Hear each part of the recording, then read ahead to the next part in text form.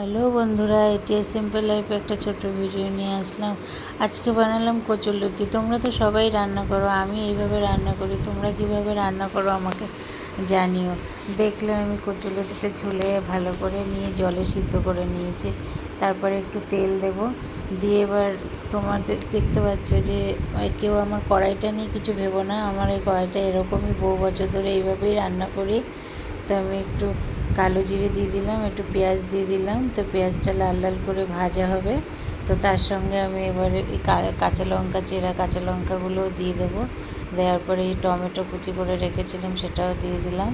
তো তোমরা কিভাবে করো আমাকে কমেন্টে জানাবে। লবণ দিলাম, আর তারপরে হলুদও দিয়ে দেবো।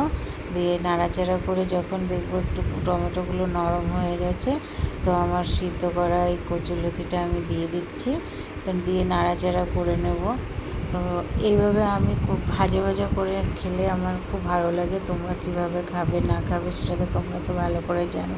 আর আমার এটা রান্নাটা ঠিকঠাক করে হয়েছে কি না সেটাও তোমরা বলবে। আর ওয়েদারটা ভীষণ ভালো, বৃষ্টি হচ্ছে। তোমাদের কেমন লাগছে জানি না, কিন্তু আমার তো খুব ভালো লাগছে। বৃষ্টির সময় বৃষ্টি না হলে তো ভালো লাগে না। তো দেখো আমার লতিটা মোটামুটি হয়ে গেছে।